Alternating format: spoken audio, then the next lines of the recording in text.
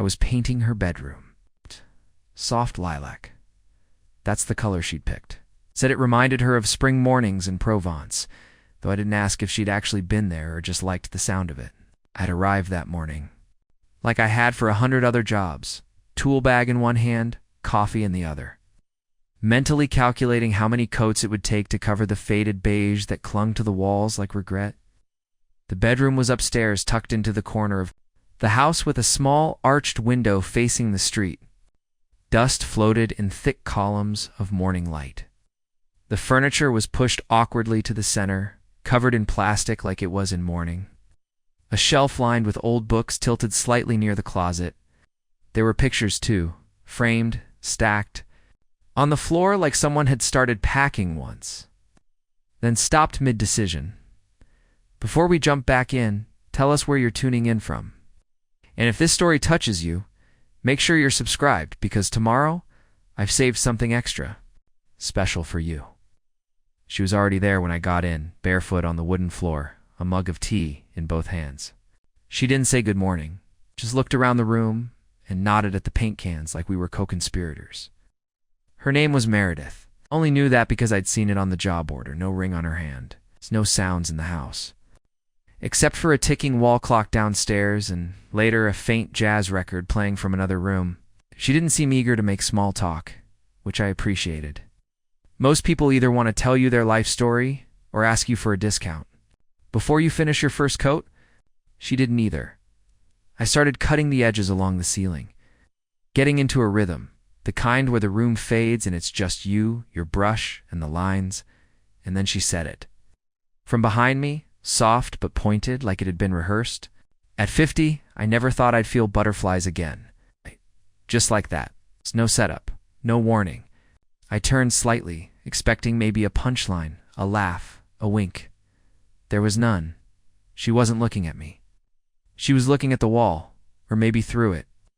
I didn't know what to say, so I didn't say anything, just kept painting. But my hands weren't in rhythm anymore. That first day passed slowly. She disappeared after that comment, drifting down the stairs without explanation. I didn't see her again until I was loading up to leave. She asked if I'd be back tomorrow. I told her yes. I needed at least 2 more days for the full job. She nodded and said, "Good," like it mattered more than she meant it to. And then she stood there for a moment too long, holding the door, before softly pushing it shut. The second day, she had coffee waiting on the kitchen counter. Black, no sugar, just like mine. Still no conversation, still no questions. It's just music playing low from an old speaker in the living room. Billie Holiday, Nina Simone, some voice from another time. I went back upstairs. The lilac was drying. Nicely. The morning light made the walls glow in a way that felt unfair, like something beautiful had moved in, uninvited. I got to work, and after a while, I started noticing little things. The way the books on her shelf were dog-eared in the middle, like she never finished them. The way a blanket on the bed was folded halfway, not fully. The way her slippers sat slightly off-kilter at the foot of the door, like she left them in a hurry. These weren't the habits of someone tidy. These were the habits of someone who lived with absence. Around noon, she came upstairs again, this time carrying a box. Said it was full of old letters. Asked if I'd mind her being in the room while she sorted them. I said it was fine truthfully. I was curious. She sat on the floor, back against the dresser, and opened the box.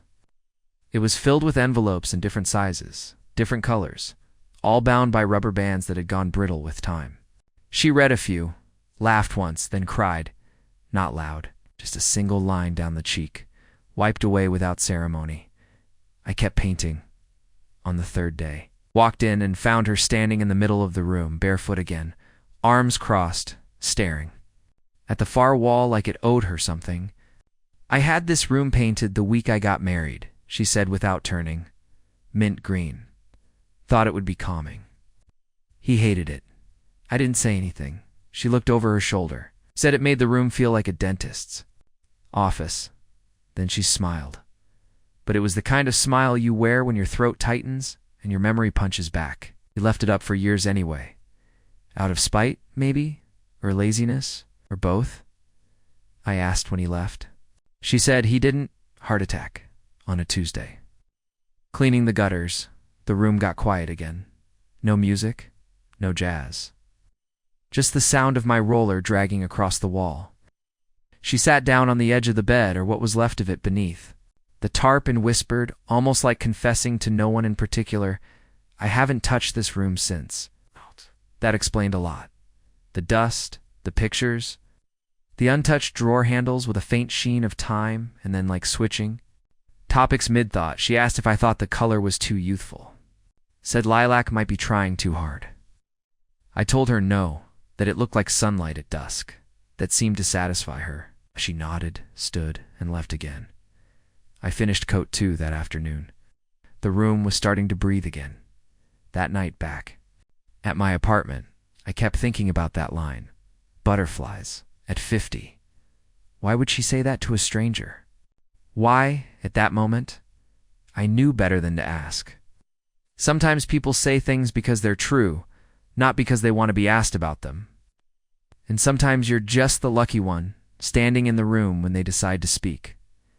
On the 4th day, she was already upstairs when I arrived. She'd laid out 2 small croissants and coffee. French breakfast, she said. Seemed fitting with the color. I smiled and thanked her. We ate in silence. She pointed to the ceiling and said I missed a spot. She was right. I told her I'd blame the music. She said, then I'll turn it up louder. And she did. Something had shifted. The air wasn't as heavy. The house didn't creak as much. She even laughed when I dropped a brush. I said I looked like a guilty kid caught with paint on the walls. And then, right before I packed up for the day, she stood in the doorway watching the light move across the lilac walls. And she said it again, this time more softly, like a memory returned. At 50, I never thought I'd feel butterflies again. But this time, I think I understood. The 5th morning came heavy with rain, the kind that taps on window panes like it's asking to be let in. I pulled up to her place just after 7, windshield wipers smearing gray across the glass. The street was empty. The kind of quiet that makes you forget how loud life usually is. Her porch light was on. It wasn't yesterday. Small detail, but one I noticed. I knocked twice, then let myself in like she'd told me to do the day before. The scent of brewed coffee and something faintly floral hit me as soon as the door closed behind me. Maybe lavender. Maybe just the paint settling into the walls. I stood for a second in the foyer, listening for the jazz that usually greeted me. None today. Just the rain. Just the soft hum of an old house remembering how to feel alive. Upstairs, the bedroom was almost done. Second coat had dried smooth and even. The lilac, in this weather, looked less like Provence and more like something pulled from the pages of a novel left too long in the sun. There was a stillness in the room, but not the kind that felt empty. The kind that made you slow down. I laid out my tools in silence, checked the corners, and prepped for the final touches. No sign of her yet. Usually by now she'd drift in with some comment or observation, something both sharp and soft. I figured maybe she was giving me space to finish, or maybe giving herself space to decide what all of this meant. I started on the window trim, brushing, careful lines around the arch. Outside, the street shimmered beneath the rain, distorted and soft. I watched a squirrel dart across a soaked lawn, tail flicking in irritation. The kind of thing no one notices, but that feels oddly comforting when you're alone with your thoughts. I'd never admit it to anyone, but I like this kind of work best. The slow kind. The kind that required patience. There's something about making something beautiful 1 inch at a time that grounds you. You can't fake it. You can't rush it. You just show up and do it right. Preparing and narrating this story took us a lot of time, so if you are enjoying it, subscribe to our channel. It means a lot to us. Now, back to the story. About an hour in, I heard the floor creak behind me. I didn't turn, just kept painting. She said my name softly, like a question. I paused, let the brush rest on the tray. She asked if I could help her move a chest from the hallway. It had belonged to her grandmother, apparently. She wanted it back in the room. I followed her into the hallway. The chest was beautiful. Old oak worn brass handles, carvings that had been softened by time and touch. Together, we lifted it and brought it into the room. She directed me gently, pointing with her chin rather than her hands. We set it beneath the window. It fit perfectly, like it had always belonged there. She didn't leave after that. She sat on the edge of the bed, feet tucked beneath her, watching me work. She asked me what I liked most about painting. I said silence. She smiled, said she. Hadn't had much of that lately. Not real silence. Not the kind that doesn't ache. I didn't ask what she meant. I didn't need to. Some silences are louder than others. Then, out of nowhere, she started talking about her garden, said it used to be her sanctuary. Roses, hydrangeas, even some wild jasmine she once tried to train along the fence. But after he died, it just became another thing waiting to be fixed. She said she watched it wilt every week and couldn't bring herself to pull a single weed. Funny, she said, how you can be surrounded by beauty and still not see any of it. Her words hung there, light and tragic. I felt like a trespasser in her thoughts, but she didn't seem to mind. If anything, I think she wanted them out in the open just to hear how they sounded beyond her own head. I asked her what made her choose lilac. She said she didn't choose it for him. That was enough. I got it, finished the trim and moved. To the closet doors, she pulled a blanket around her shoulders, even though the room was warm. I caught her staring at one of the old photographs now resting on the dresser. A man with kind eyes and a crooked smile. Her husband, I assumed they were at a beach. He was holding her from behind, both of them soaked from the surf. She looked younger, free.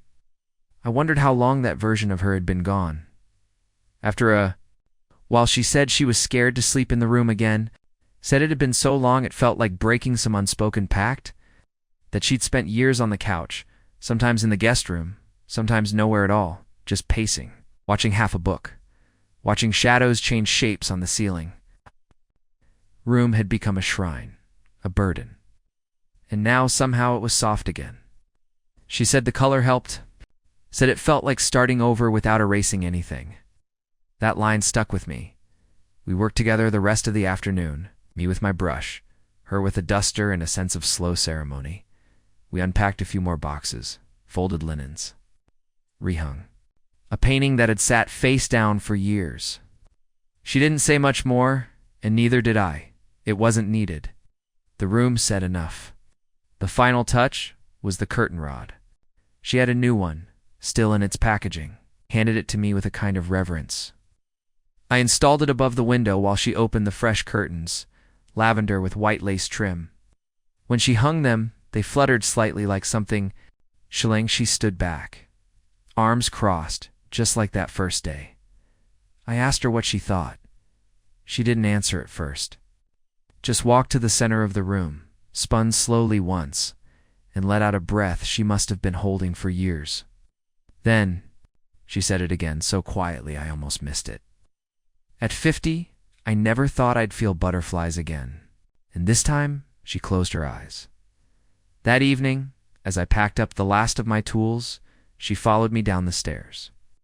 At the door, she paused, then reached into the drawer of a small console table and pulled out an envelope. Said it was payment. I nodded and thanked her. She didn't open the door right away, just stood there, one hand on the frame. Finally, she said, "You didn't just paint a room, you know." I nodded again. I didn't say anything clever or profound, just said, "Take care." Then I stepped out into the rain. In the truck, I sat for a moment before turning the key. The envelope sat beside me. I didn't open it, not yet. I looked back at the house. The upstairs window glowed softly behind the lilac curtains. Something had changed in there, and maybe in her. And maybe, if I was being honest, a little in me too. I didn't expect to hear from her again. That's not a complaint. Most jobs end the same way. A check, a thank you, maybe a review if they're feeling generous. You pack up, you leave, you forget the color of the walls within a week. It's transactional. It's clean, no loose ends. But Meredith wasn't a job. Not really. She was more like a chapter I didn't realize I'd walked into. And now, I couldn't stop rereading the last few pages in my head. It had been 3 days since I finished the bedroom, so I hadn't opened the envelope until the next morning. Inside was a check for the exact amount. No tip, but tucked beside. It was a note handwritten in slanted cursive, like it had been penned slowly. It said only this: "Thank you for helping me reclaim something I thought was lost. I hope you'll come by the garden sometime." That last line stuck with me. It wasn't an invitation. Not really. It was an opening, the kind of soft-spoken offer that can vanish if you hesitate too long. I thought about it for a day, then another. And then, on the third afternoon, I found myself parking outside her house again, half thinking it was a mistake, the other half pretending it was about checking on the paint. The gate to the backyard was unlatched. I walked through it quietly, unsure of what I'd find. The sky was overcast, low clouds turning everything silver. And then I saw her. She was on her knees, sleeves rolled up, hands deep in the soil. The garden was alive again, not perfect, not polished, but pulsing with intent. Roses had been trimmed.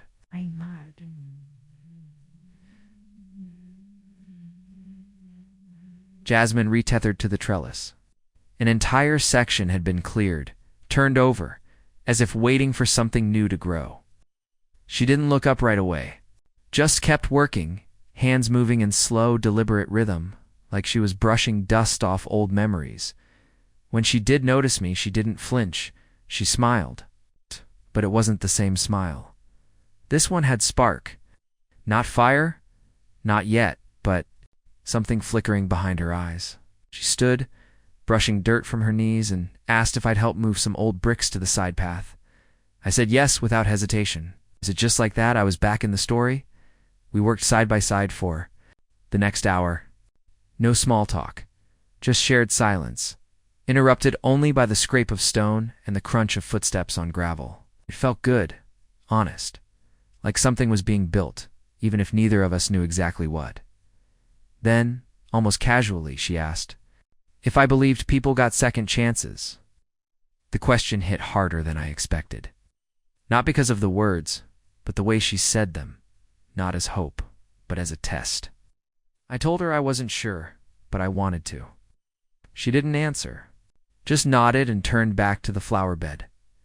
Later, as the sun began to break through the clouds, she led me to a bench beneath an old elm tree. The branches hung low, sheltering us in dappled light. She told me this was where they used to sit, her and him, mornings, mostly, before work. Before the world became complicated.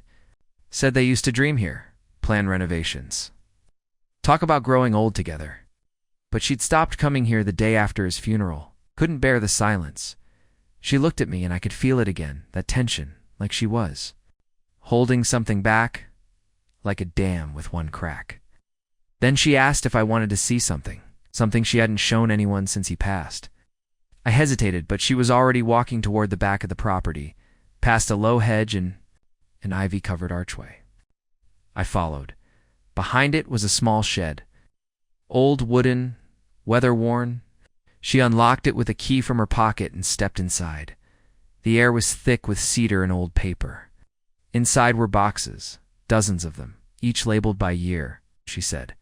It was his writing. Journals, notes, sketches, letters. He was a chronic note-taker. Said life moved too fast to rely on memory. She opened one box minus 2004 and pulled out a thin notebook. Inside were lists, goals, budget plans, travel ideas. One page in particular caught her attention. She handed it to me without speaking. At the top in bold pen it read, "Fix the bedroom." Below it, "Paint it lilac," like she said on our first date. The date scrawled next to it was 3 months before he died. My throat tightened. She looked away, eyes glassy. Said she, "Found it 2 weeks ago. That's why she hired me. That's why she chose the color, not to forget him, but to honor the promise he never got to fulfill." That's when it hit me. The butterflies. It wasn't about me, or some vague romantic feeling. It was memory. It was grief softening into gratitude. It was love, reshaped by time, she said, painting. That room didn't feel like closure. It felt like a beginning she'd put off for too long. Like maybe, just maybe, she could live in the house again instead of beside it. We walked back to the garden in silence. But it wasn't the heavy silence of before. It was full, expansive. Like a space finally aired out after too many years sealed shut. She offered me lemonade. We sat beneath the elm again, sipping quietly, watching the sun slip behind the trees. And then, as I stood to leave, she said something that caught me off guard. She said she hoped I'd come back again, not to work, but just to be there, to sit, to talk, maybe to help plant something new.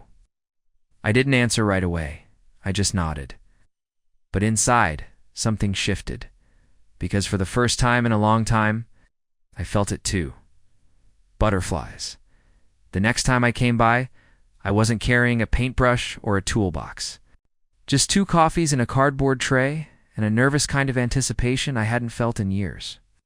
There was something different about showing up with no assignment, no invoice, no finish line.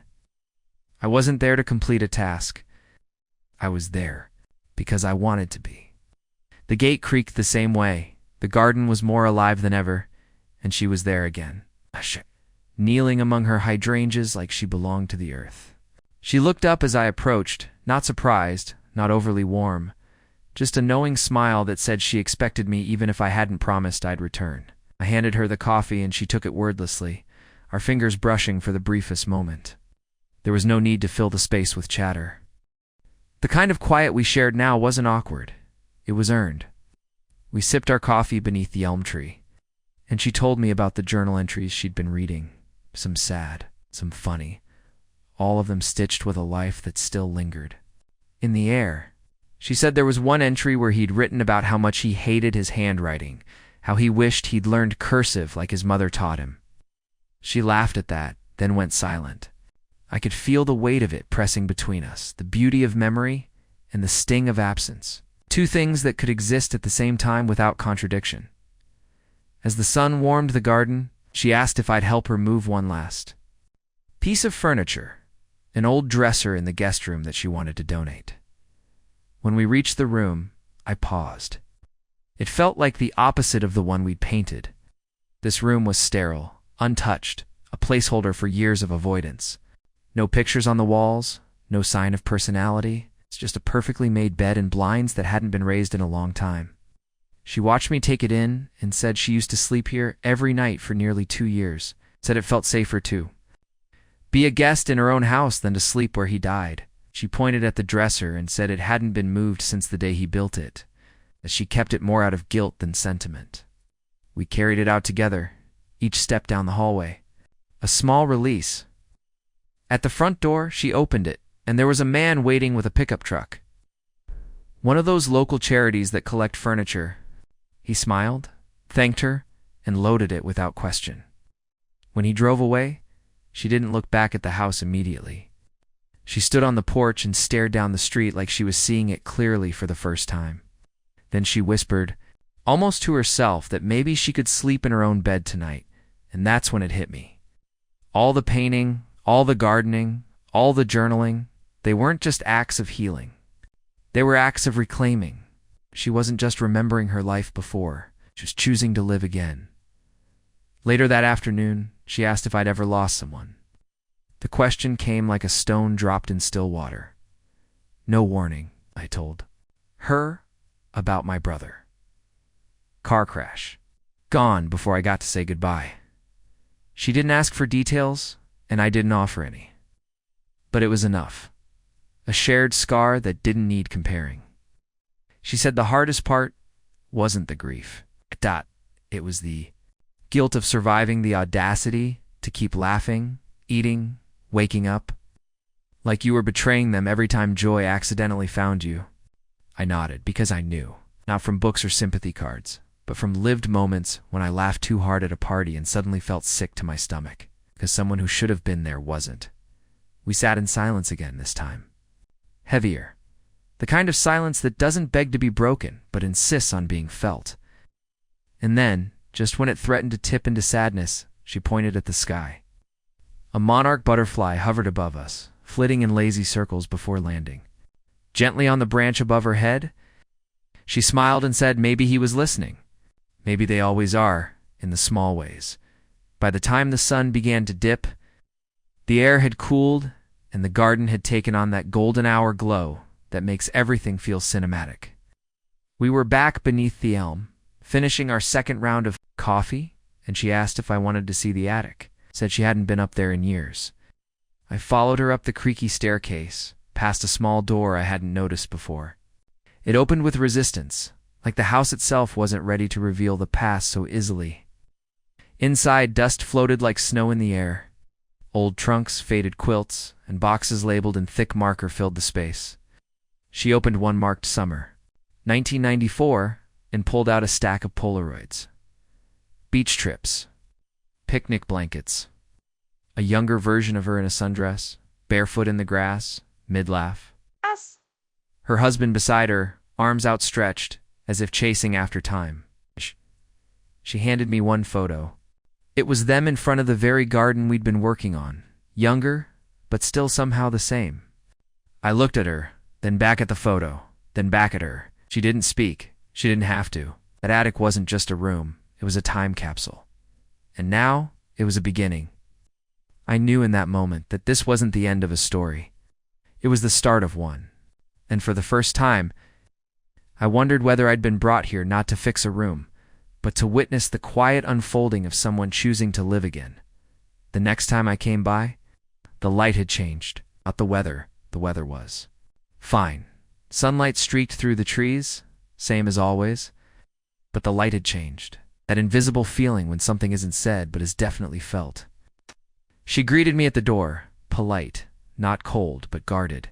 The ease we'd built, the quiet rhythm of comfort, it was gone, or at least packed away for the day. She said the garden was already watered, no painting needed, nothing to lift or fix. She thanked me for the coffee I'd brought anyway, took. It gently then retreated to the back of the house like a ghost who hadn't decided whether to haunt or disappear. I stood there for a moment, awkward, holding a second coffee with nowhere to put it. The scent of lilac drifted faintly from the stairwell, mocking me, reminding me that beauty didn't guarantee permanence. I almost left. I should have. But something made me stay, not out of pride, not out of stubbornness, but because part of me felt like whatever this was, it wasn't about me. And walking away to Isley would have made it about me. I walked out back and stood near the garden. Gate, pretending to admire the roses while waiting for something, anything, to pull me back into the moment. Minutes passed. Then I heard the sound, a thud, then another, not violent, just misplaced. I followed the noise toward the side of the house and saw her in the garage, dragging old canvases toward the trash bin, paintings, some large, some small, all of them smeared with dust and time. Her hands were shaking as she pulled them out one by one, stacking them without care, like she couldn't throw them away fast enough. I asked if she needed help. She froze and said sharply that she didn't. I backed off but didn't leave. I leaned against the doorframe and watched as she fought herself, wrestling with whatever weight had pulled her into this moment. After the last painting was stacked, she sat on the concrete floor, hands in her lap, staring at them. I walked in slowly, lowered myself beside her, and didn't speak. Eventually, she did. She said those were his. All of them. Her husband had painted. Landscapes mostly. Sometimes portraits. None of them extraordinary, but all of them intimate. He used to say they were his way of bottling time. She said she hadn't looked at them since the funeral. Ow. They'd sat in the corner of the garage for years, untouched. What? Until last night she told me something had happened the night before. She'd fallen asleep in her bedroom, her actual bedroom. For the first time in years, at 2:17 a.m., she'd woken up in a full panic. Not from a dream, but from silence, from presence. She said she felt like he was there, not in a romantic ghost story kind of way, not even spiritual, just present. As if grief had shape again, as if time had undone itself just enough to remind her that moving forward wasn't always gentle. She sat in the bed for an hour, staring at the ceiling, feeling the sheets around her like unfamiliar skin. And then she got up, walked to the garage, and opened the old cabinet where she kept his canvases. And suddenly, it all came rushing back, the way he used to hum when he painted, the way he never cleaned his brushes right, the way he always said someday he'd put them up for sale and never did.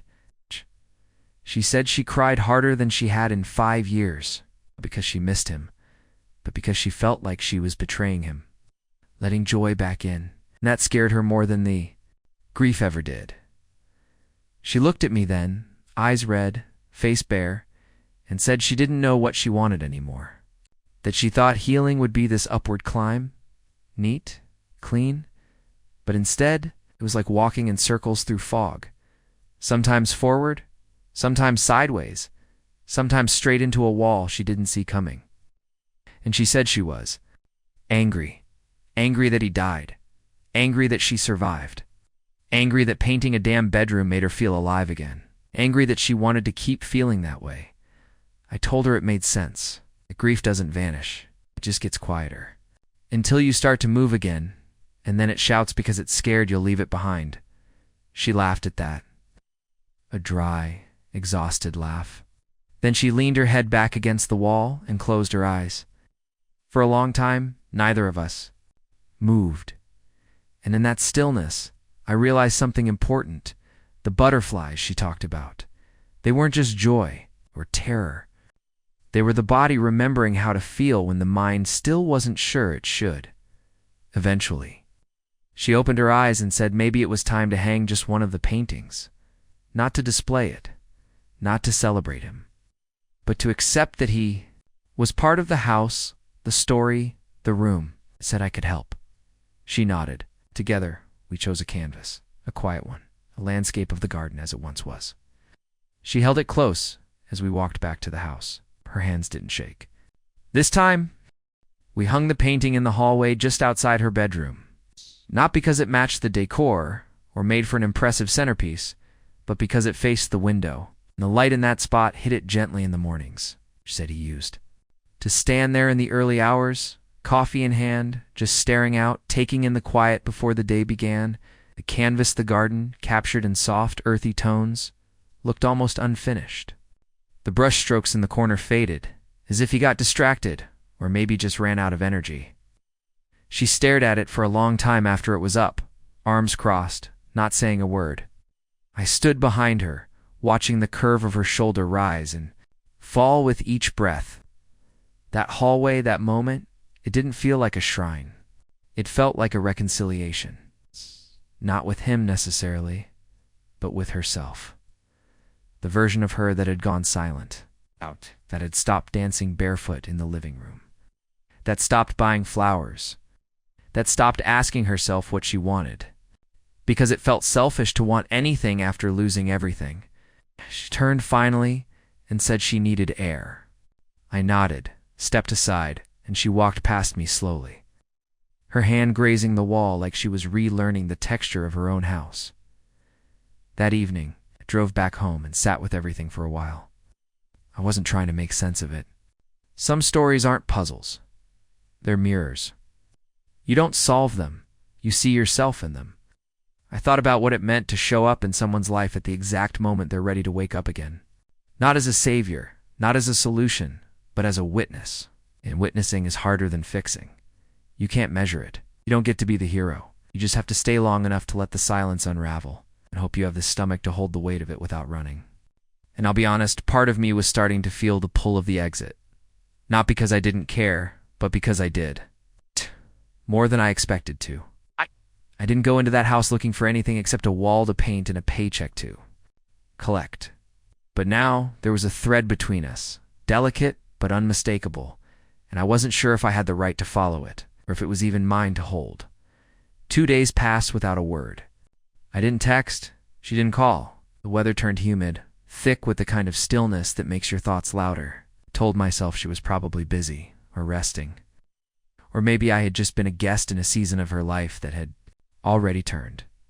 Then on the third morning, I got a message. Simple, direct. Would you mind stopping by? Something came in the mail I want to show you. No emoji, no punctuation, but somehow it felt urgent. I cleared my afternoon and headed over. When I pulled into the driveway, I noticed a car parked along the curb, silver clean, not hers. The air felt different again, charged. I walked up to the porch and rang the bell. She answered quickly. Her eyes were puffy, but not from crying, from exhaustion, the kind that clings to you when your brain's been spinning all night. She stepped aside to let me in and said only, "He's in the living room." Oh, I didn't know who he was, but I followed her anyway. Sitting on the edge of her sofa was a man, mid-50s, trim, polished, wearing a tailored blue button-down like he lived inside a country club. He stood when I entered, extended his hand, and introduced himself as her late husband's brother, Thomas. I shook his hand, firm, neutral, and glanced at her. She avoided my gaze. He said he was in town on business, decided to drop in, hadn't been back since the funeral, wanted to check on the property. His words came fast and smooth, like they'd been rehearsed. She nodded politely at everything, but her arms were wrapped tightly across her chest, a fortress posture. Then she pulled out an envelope from the drawer and handed it to me. Said it arrived yesterday, postmarked from a storage facility in upstate New York. She hadn't opened it, said she couldn't, said she wanted me there when she did. Cracked slightly when she said it. Thomas cleared his throat and muttered something about stepping outside to make a call, but we all knew he just wanted out of the room. She sat down slowly, the envelope trembling in her lap. I took the seat beside her. She peeled it open with deliberate care, like the paper itself might bruise if she wasn't gentle enough. Inside was a folded letter and a key. She handed me the note. I read it aloud softly. It was from her husband. Dated 3 weeks before he died. Apparently he'd rented a small storage unit in New York, part of a surprise he'd never finished. No, the letter was full of unfinished thoughts. Apologies. Hints. A mention of something he had been working on just for her, and then one line that landed like a hammer. If I don't get the chance to say this in person, just know, you made me feel like I was flying, even when my body started failing. She sat perfectly still, staring straight ahead, eyes wet, but unblinking. I folded the letter and placed it on the table. We both stared at the key like it might start glowing, like it might unlock more than a storage locker, like maybe it could answer every question she'd been afraid to ask. Then she whispered, barely audible, that she didn't want to go alone, and I understood. Because sometimes grief doesn't just bury the dead, it buries the living too. And digging yourself out takes more than courage, it takes company. I told her I'd go with her. Not tomorrow, not next week, today.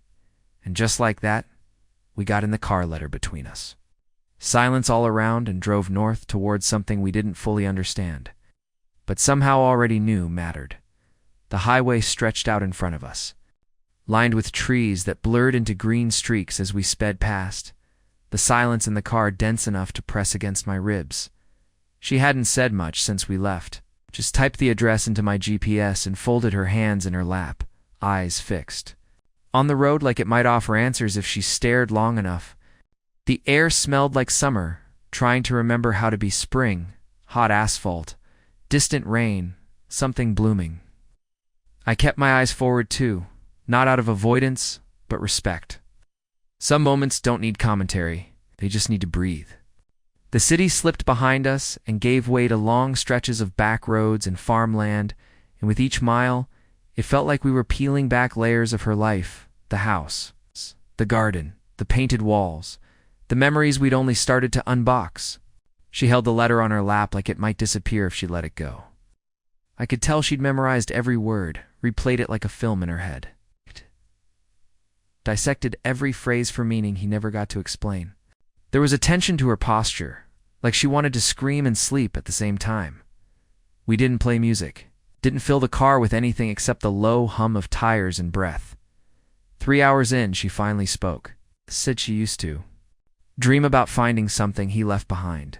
A journal, a video, a last letter, something intentional, something finished. But never in the dreams was there a key. She said the idea that he was preparing something without telling her both comforted and haunted her. Comforted because it meant he was still loving her even while dying. Haunted because it meant he knew and didn't say anything. That maybe he'd kept the end quiet to protect her, and that thought made her feel both honored and betrayed. I didn't answer, just nodded. There are no clean emotions when love gets interrupted, only fragments. The sharpest ones are the pieces that still hold warmth. As we drove deeper into upstate New York, the trees got taller, the town smaller, and the weight of the key in the glove compartment seemed to grow. We were heading not toward closure, but confrontation, with unfinished love, with the version of him that still existed in the corners of her mind, with the version of her that might have to let go, not of him, but of the story she'd been holding on to. We arrived at the storage facility late afternoon. It was one of those anonymous Lowe's-lung places with endless rows of identical doors and peeling numbers. It's the kind of place where people tuck away the parts of life they can't face or don't know what to do with. The manager was young, indifferent, barely looked up from his desk. When we handed him the key and unit number, he gestured vaguely down the corridor. 3rd row, 7th on the left. That was it. No ceremony. No build-up. Just a metal door and a line of others, like grief disguised as architecture. She walked ahead of me, her pace slow but steady, the key clenched tight in her fist, like she thought it might vanish before she reached the lock. When we got to the unit, she paused, just stood there breathing. The metal shimmered in the afternoon. Sun, a dull gray with faint scratches and rust at the corners. I stood back, gave her space. She slid the key into the lock, turned it, and pulled the door up with a single motion that seemed to echo down the row like a sigh. Inside was darkness, cool air, dust, and something else, the stillness of something sacred. There weren't stacks of boxes or clutter. It's just one easel, covered in a white sheet, a wooden crate, and a folded canvas, resting neatly on the floor beside it.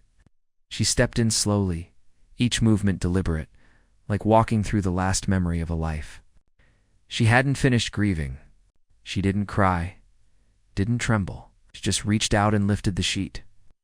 Underneath was a painting, large, framed, unmistakably his. The garden, but not how it was when he painted it before. This version was alive, blossoming.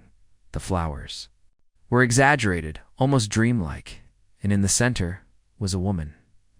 Her back turned, standing barefoot in the soil, hair in the wind, a watering can at her side. The brushstrokes were softer than his usual style, more textured, more intentional. It was unmistakably a portrait, a goodbye without a face. And beside it, on the canvas folded on the ground, was a note. Just a single sentence scribbled in messy handwriting. I wanted you to see yourself the way I did. She dropped to her knees. Not from grief, from the weight of love that still had volume, still breathed in oil and color and silent gestures. I stood in the doorway watching her take it in, and it was like watching someone reassemble their soul from scattered pieces. She stayed there for a long time, hands trembling just slightly as she traced the edges of the frame. I walked in and sat beside her, not speaking, not because I didn't have words, but because none would have mattered, as moments deserve, nothing less than total silence. Because sound would only diminish what the heart already understands. Eventually, she turned to me, eyes full of something beyond tears, a kind of clarity.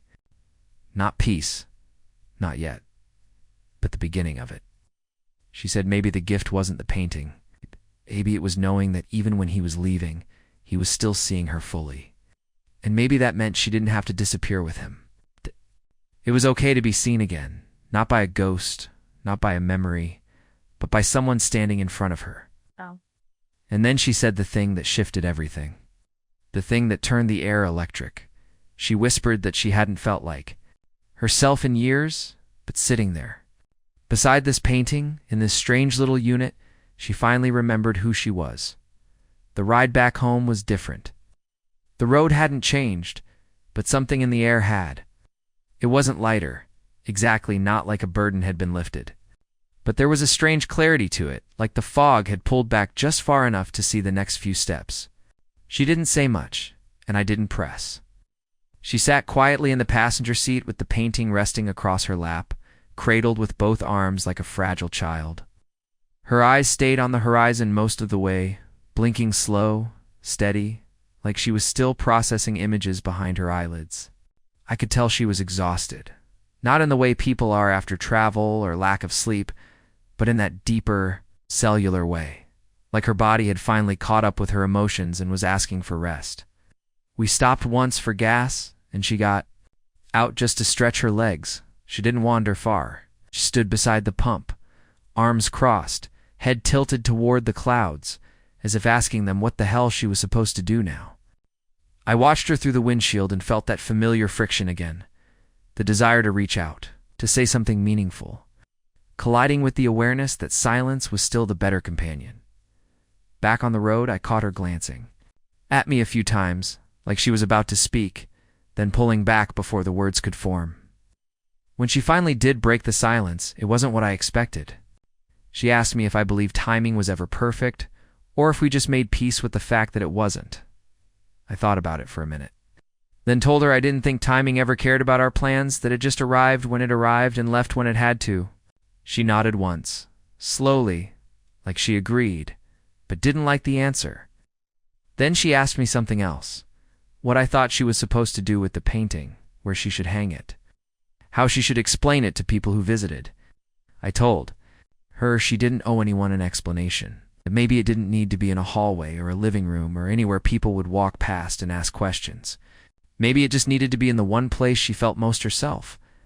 She didn't respond to that, but she leaned her head against the window, and I saw the faintest smile pull at the corner of her mouth.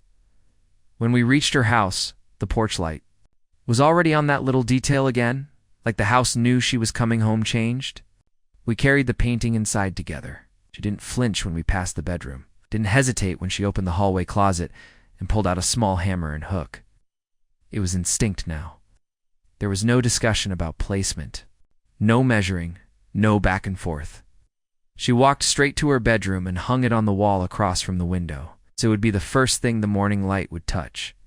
And then she stood back, just stood there, staring at it, not crying, not smiling, just breathing, deep, slow breaths.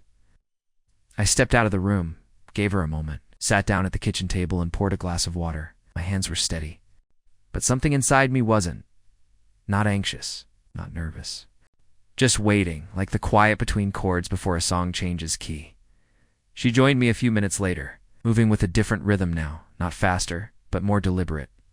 She sat across from me and reached for the glass I hadn't touched. Took a sip, then set it down gently. Her eyes met mine, and for the first time, they didn't look far away. They were here, present, rooted. She said she didn't expect me to stay this long. Said people usually don't. That they say the right things, nod the right way, and disappear when it gets too heavy. I didn't answer that. I didn't need to. She knew. Then she told me something that landed harder than I expected, that when I first came to paint the bedroom, she wasn't sure she even wanted it painted. That she'd picked lilac because it sounded safe, soft, something a woman grieving was supposed to want.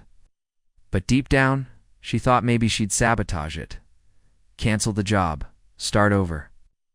Or maybe she hoped the wrong person would show up and make it easy to say no. But I didn't. I just painted, listened, stayed, and that changed everything. I wanted to tell her it changed me too, but I couldn't find the words that didn't sound hollow, so instead, I said something simpler. That sometimes just showing up is enough. The sun had dipped by then, casting gold across the walls we'd painted together. The house was quiet, not just in sound, but in spirit. The kind of quiet that feels like permission. She stood up first, walked toward the door, then paused and turned back. She asked if I could stay for dinner. Nothing fancy, just leftovers. And a bottle of wine that had been collecting dust longer than she cared to admit. I said yes. No, not out of politeness, not out of obligation, but because the answer had always been yes. From the moment I dipped the brush into that first tray of lilac and heard her voice behind me asking a question that had nothing to do with paint. That night, we ate on the back porch. The garden lights flickered to life. Oh. The air was cool. And for the first time, it didn't feel like I was visiting someone else's life. It felt like maybe, somehow, I'd been invited into the beginning of a new one. A week passed, then another. I didn't see her every day anymore, but somehow I still felt tethered to her orbit. She texted sometimes small things. Photo of the garden blooming more than expected. A blurry shot of morning light pouring across the bedroom wall, the painting now half soaked in gold. Once she sent me a voice note, barely 10 seconds. Just the sound of birds chirping outside her window with a whispered, "Listen to this." At the end, I never asked her for more than she gave. I didn't want to break whatever fragile rhythm we'd found. But I'd be lying if I said I wasn't thinking more, not just about her, but about what this was. What we were building. Whether we were building anything at all. Strange how closeness doesn't come all at once. It creeps in, like fog under a door. You don't notice it until you're standing in a room that feels entirely different from the one you started in. The next time I came over, it wasn't about a job. She'd invited me for lunch, casual as ever, just to drop by if you're free. I brought pastries and a bottle of lemonade. She met me at the door wearing a navy dress that looked like it belonged in an old photograph. Her hair was up, not formal, not forced, just different, lighter, like she'd decided to be. Seen again. We ate in the sunroom, windows open, the breeze carrying in scents of rosemary and distant cut grass. She talked more that day about music, about the first concert she'd ever been to, about how she used to sing around the house until it felt inappropriate to be joyful. She laughed at that, the word inappropriate. Said grief made everything feel like a test you didn't study for. I listened, nodded, said little. Not because I had nothing to say, but because I didn't want to interrupt her rediscovery. It was like watching someone return to themselves. In real time, piece by piece. After lunch, we ended up on the porch swing. The garden buzzed quietly in the background, alive with movement and intention. And that's when it hit me, how quickly comfort can morph into complication. I looked at her, truly looked, and realized I didn't see a grieving widow anymore. I saw a woman standing at the edge of something new. But when you fall into someone else's story mid-chapter, it's hard to tell whether you're a plot twist or just a footnote. I wanted to ask her what she saw when she looked at me now, if I was still the guy who painted her walls or something else entirely. But the words caught in my throat, because once you ask that question, everything changes. You either move forward or pull away, and I wasn't sure which one either of us was ready for. So I stayed quiet. And in that silence, she looked over and said, almost absently, that the last time she sat on this porch, she was planning to sell the house. That before I showed up, the bedroom was going to be cleared, boxed, emptied. A fresh start. New place. New walls. New city. She said it like it was nothing, like a fact buried in old plans. But to me it felt massive. I asked her if that was still the plan. She didn't answer immediately. She stared out at the garden, rocking gently the swing, creaking beneath us. Then she said, "I don't know anymore."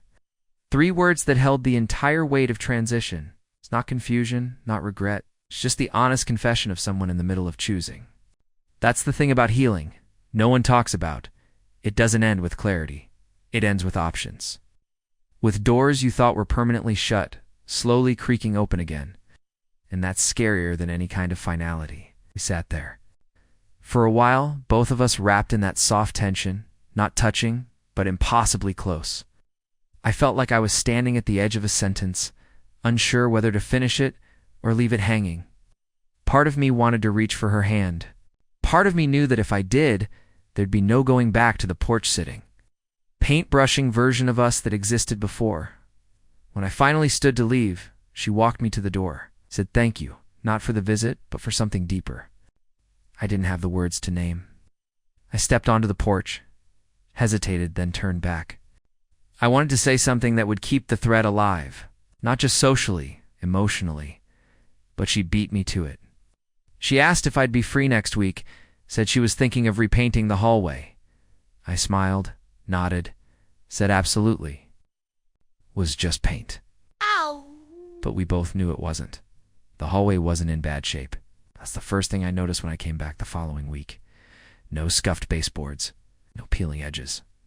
The paint was a little dull. Sure, a little faded by time and touch. But it wasn't the kind of project that called out for attention. It which is why I knew it wasn't about the walls. She met me at the door, casual as ever, hair pulled back. Soft sweater, hanging loose on her frame, barefoot, like always. She smiled, that small, half-open smile that didn't reveal too much but said just enough. I followed her inside, past the living room, into the familiar hum of the house, and something was different. Not the layout, not the furniture, but the air. It had that strange, charged stillness you only feel when both people are thinking the same thing, and neither one is saying it. She showed me the hallway and pointed out a few problem spots.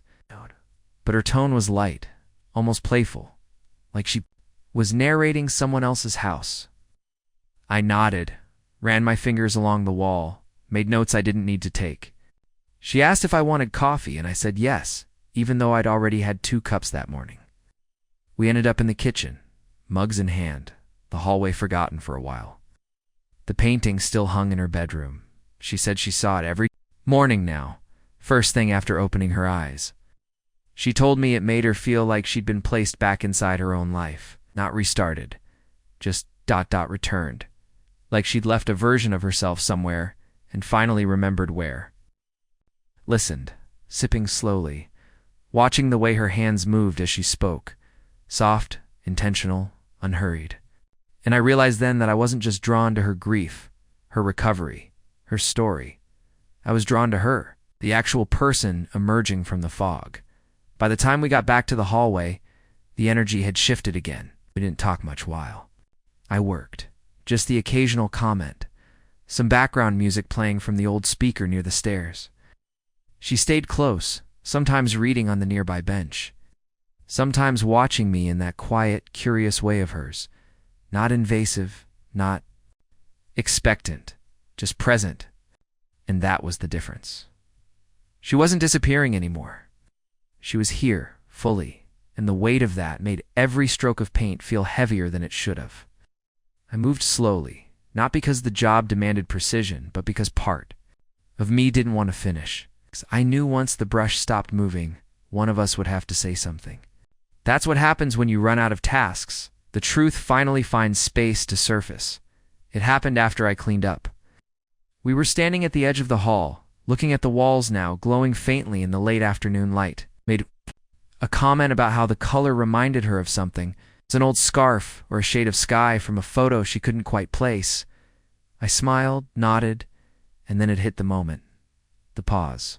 A deep inhale the universe takes before it shifts. I turned to her and asked the question I'd been carrying for too long, the one that had knotted itself in my throat every time we shared a room. I asked her if this, whatever this was, felt like something to her too. Not because I needed an answer, not even because I expected one, but because the silence had grown too big to ignore. She didn't speak right away. Her eyes didn't flinch. But I saw something flicker across her face. Not shock, not fear, but something gentler, more vulnerable. She looked down, then back at me, and said she didn't know yet. That she wasn't sure if what she was feeling was real, or if it was just the echo of being seen again for the first time in years. And I told her that was okay. That not knowing was allowed. That we didn't have to name it or plan it or promise anything. But that I wanted to keep showing up. Not to fix, not to save, just to be there. And that's when her shoulders finally dropped. That's when her breath came out like something she'd been holding since the moment I painted that first wall. And that's when I knew we weren't at the beginning or the end of something. We were in the space between. The space where real things live. The next time I saw her, nothing had changed. And that was the strange part. The house still smelled faintly of coffee and garden herbs. The hallway paint was still fresh, unblemished. The jazz from her speaker still trickled through the air like memory. But something in the space was different now. Not bigger, not louder, but sharper in focus. The air between us had shape, definition. Like when you see the outline of a mountain you always thought was just haze. She opened the door wearing soft denim and a t-shirt with paint speckles from a different life. She smiled like she always did, easy, careful. But this time, there was no mistaking that she was aware of me, fully, and the awareness wasn't something she flinched from. She leaned into it, slowly, intentionally, like someone walking barefoot into a cold lake, because they decided being awake was better than staying warm. We didn't talk about that moment. Not directly. Not right away. Instead, we cleaned the garage together. Hours of dust, forgotten boxes, rusted tools, stacks of things once deemed important, now coated in time. It was work that demanded movement but not thought, and that made it safe. We found an old cassette player and a box of mixtapes labeled in her late husband's handwriting road trip playlists, garden mornings, even one that said simply, "When She Cries." She held that one for a while, didn't say a word, then gently placed it in a pile labeled Keep. I didn't pry, just kept sweeping. By the end of the day, we were both covered in sweat and nostalgia. We sat on the concrete floor, backs against the wall, drinking water from old mugs we had found in a cabinet neither of us remembered opening. She looked over and told me she used to imagine cleaning out this space would feel like erasure. But today, it felt like witnessing. It's like naming things without having to destroy them. That line hit me hard. Because that's what we were doing with each other too, witnessing, naming, not rushing. Later that evening, I stayed for dinner. We didn't cook anything complicated, just warmed up leftovers and opened a bottle of wine that had been sitting. Unopened since the day she turned 49, a birthday she'd spent alone. She said, with the lights off and her phone on silent. We ate on the back porch, the sky soft with late summer haze, the garden humming with quiet life. She asked me about my past, not as a checklist, but with genuine curiosity, where I grew up, who taught me to paint, if I ever loved someone. Enough to feel like I was losing parts of myself in the process. I answered honestly, though not completely. Some stories unfold in pieces. Some are earned in silence, not in explanation. She didn't push, and that made me want to tell her everything. We finished the wine and just sat there, elbows almost touching, watching the light bend and shift. And in that moment, I wasn't thinking about labels or outcomes. I was just thinking that it had been a long time since I'd sat beside someone, and wanted the moment to stretch forever. It was only when the porch light flickered on, automatically, that we noticed how late it had gotten. She stood first, stretching her arms overhead, the softest exhale escaping her lips, the kind that only happens when your body forgets it's carrying history. She turned to me, eyes soft, tired but unafraid, and asked if I'd walk with her. We took the path around the garden, the same one I'd walked alone that first week, when the house had felt like a monument. Now, it felt like a place where breath lived again. She pointed out a rose bush that was blooming late, said it was never on schedule, but it always came back. That line again landed like poetry pretending to be casual. And then she stopped. Walking, turned to me, said that she didn't know where this was going, not because she didn't want to know, but because she didn't want to force it. That the last time she named something too quickly, it shattered when life changed direction. I told her I understood. I wasn't here to make her choose. I was here to make sure she didn't walk alone if she didn't want to. And then we stood there, the two of us in a garden that had once held silence like a secret and now held space like a promise.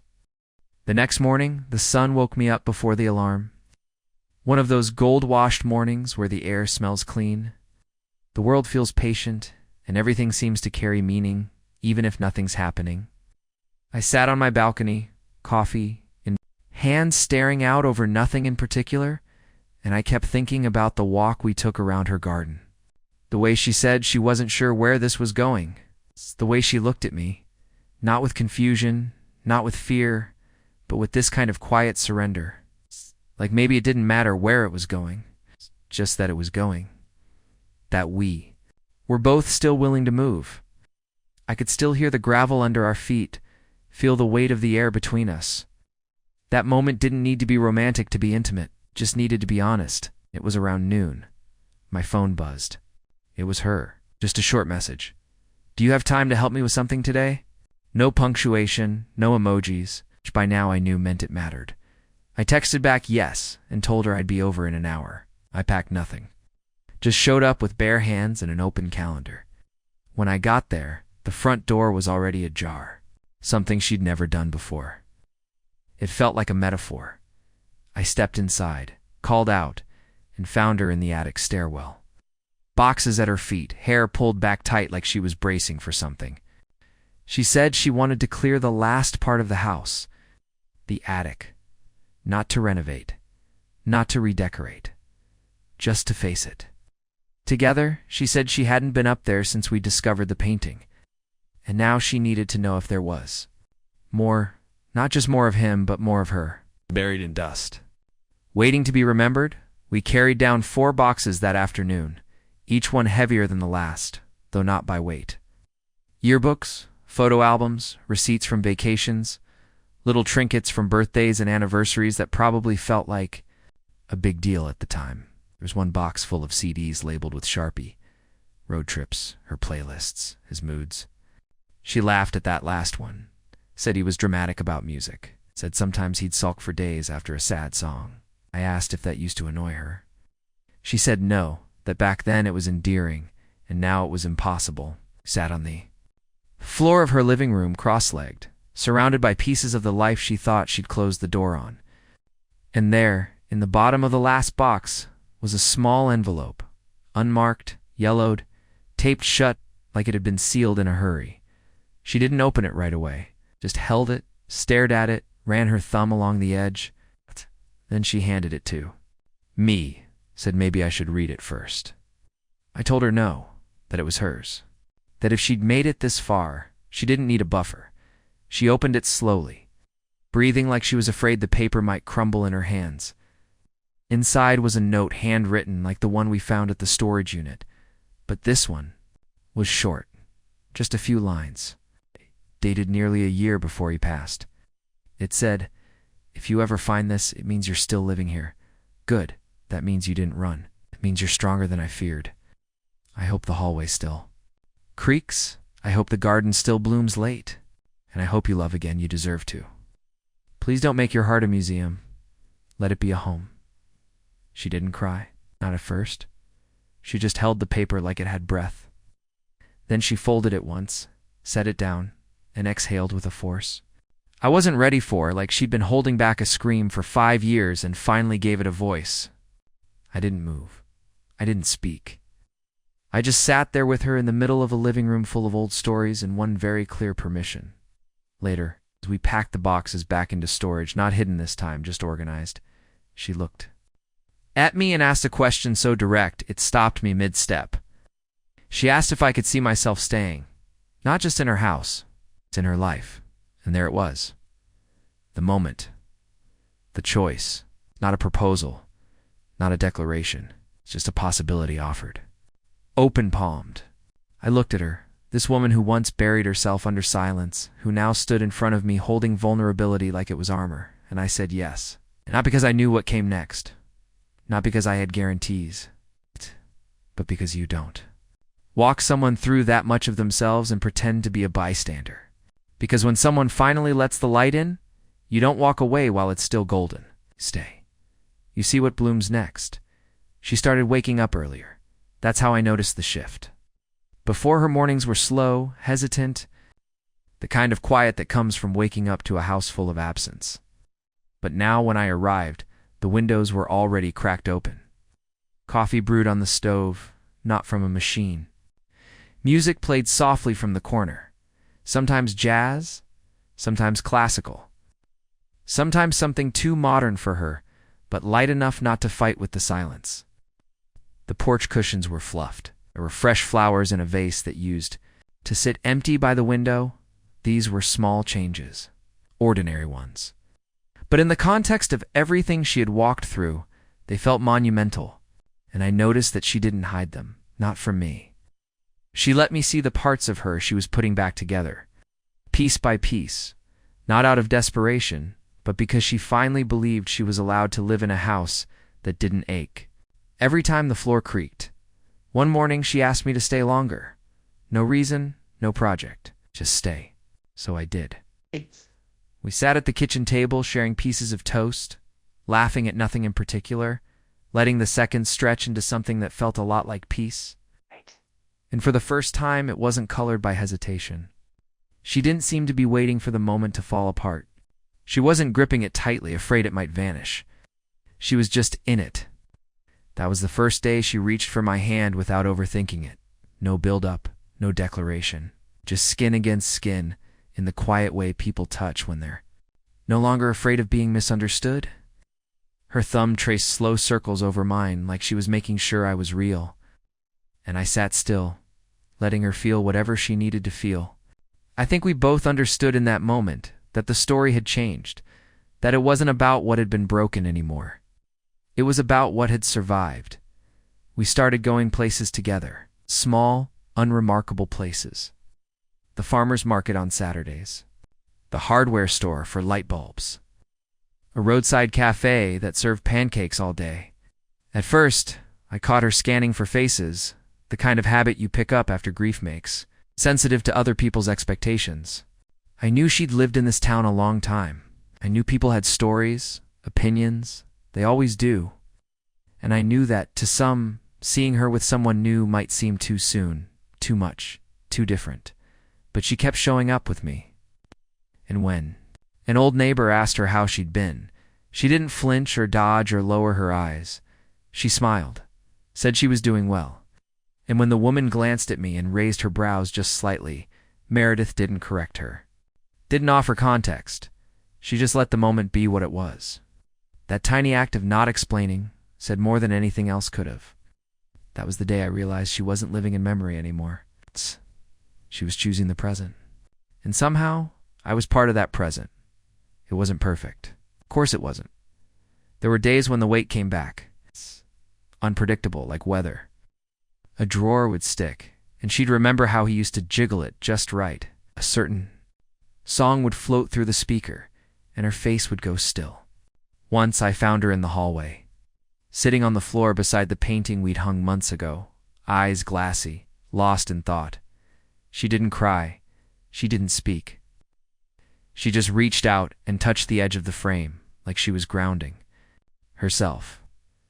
I sat beside her, and we didn't fill the silence with anything but presence. That's the thing about grief. It doesn't pack a bag and leave when you start laughing again. It stays.